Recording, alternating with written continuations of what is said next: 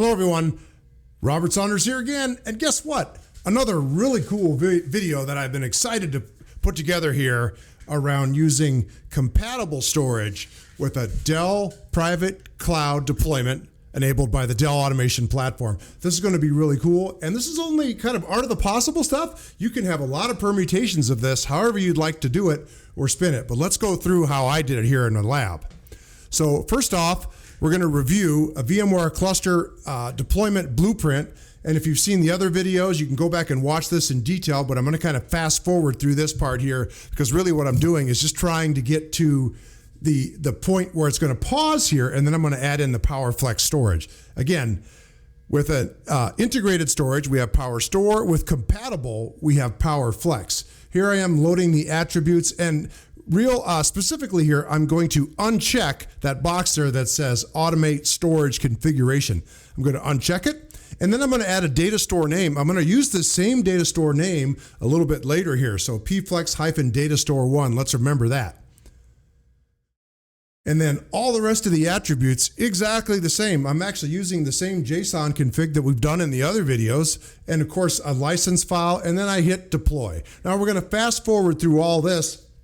Again, if you want to watch this whole deployment in detail, there's another video about the VMware ecosystem deployment. But I fast forwarded here, and it goes through all of the steps, takes about an hour and a half to get here, and then we see a little bit of clustering going on. We see some activity in vSphere that's all correct as it clusters all the nodes together. It gets to the DPC manager step, and it's going to pause. Now that's perfectly fine. Now what I want to do is first I want to go through some of these steps here. In this demo, and you can choose multiple steps like I say there, you can add the PowerFlex data first thing you have to add the PowerFlex data component to the LCM. This is a one-time event.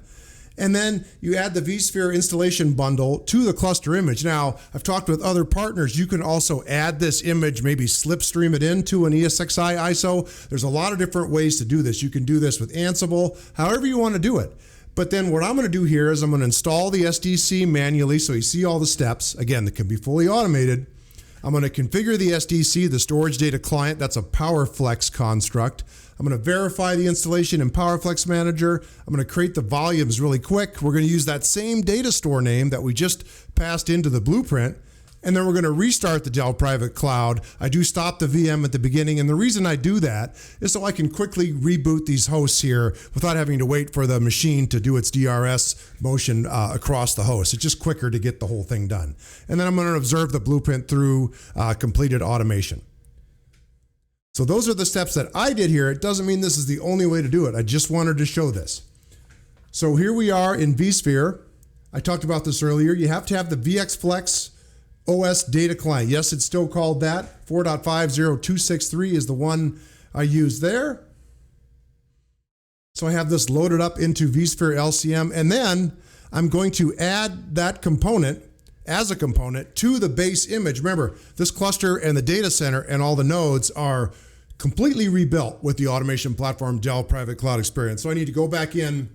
Because I didn't slipstream the SDC in, I'm adding it as a component. So I added it to LCM, and there it is there as a component I can add now. So I just select that, and I add it to my image here that's going to eventually be remediated at the end here. So I'm going to power off, as I mentioned, the Dell Private Cloud VM only because I don't want to see it DRS around. I can quickly reboot all of those nodes here. I don't want to wait for it to move around. So now I'm going to SSH into each ESXi host, and I'm going to upload and install the SDC or the software data client from PowerFlex. I've downloaded this from the Dell support site. There it is right there. For this version, SDC 4.5.0263 ESXi 8.x.zip. And I'm going to do some accepting there, and I'm going to install the VIB. There, it's done. First of two reboots need to happen here. So I'm going to do this across all three of those nodes. And we're going to watch here as I fast forward through this, all the reboots are happening across all the nodes, and then they're going to all come back, just observing it here through vCenter. There, now they're back. Now the second, I need to actually install the SDC with GUIDs, global unique identifiers that I've added, and it's unique identifier for each host. So I've got this off in a text file there. I'm copy and pasting to each node. Once I do that, I reboot the nodes again, two reboots to do this. So I do it for ESXi1, ESXi2, and there's ESXi3. I'm going to SSH back into it, reconnect, copy and paste, just because I kept that in Notepad, makes it quick and easy, and then reboot. So yes, these are manual steps. Does not mean you have to do this manual. I just want everybody to understand how to do this. Now in PowerFlex Manager, guess what?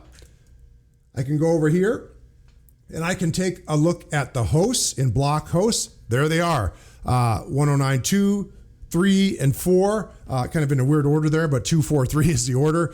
That is, and those identifiers there, that column there, those are those unique GUIDs that I passed in from the ESXi host. Tells PowerFlex these are unique storage data clients and I want to connect to them. Now I have a couple of volumes here that I've built in PowerFlex, and I'm going to map all 3 SDCs to those volumes. There, I actually have 2 for fun. I'm going to map both of them. That's perfectly fine to do. I'm only going to use 1 right now for the continuation of the blueprint. So now I'm going to go back over to vSphere, and guess what? I'm going to add those data stores to the cluster. I'm just going to add 1 here right now, but I can add another one later. So you step through this here, you give the same name, pflex-datastore1, that we used at the beginning of the blueprint. I'm going to pick the first one, but it's going to map to all 3 clusters in the node. There it is down there at the bottom, EMC fiber channel disk, a 1 terabyte drive. There it is. And I'll click next through the rest of the activities here. I'm going to take the full partition. Perfect. Click finish. There it goes. And it adds the data store from PowerFlex. It actually added them both there to all the nodes in the cluster. That's pretty cool. That is compatible storage for Dell Private Cloud enabled by the Dell Automation Platform. But we're not done here. We're going to finish the automation. So I'm going to go back to Dell Private Cloud. I am going to start this machine. I did put there, you need to wait about 10 minutes for this machine to fully come back up. The Kubernetes cluster in the internals there is building itself and enabling itself back so it can properly do the work it needs to. Wait about 10 minutes for this machine to come back.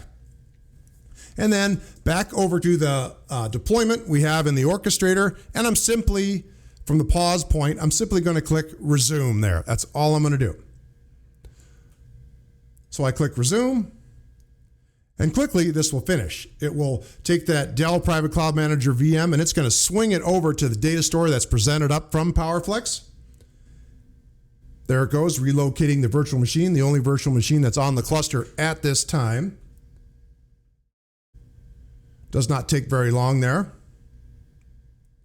And then, boom, done.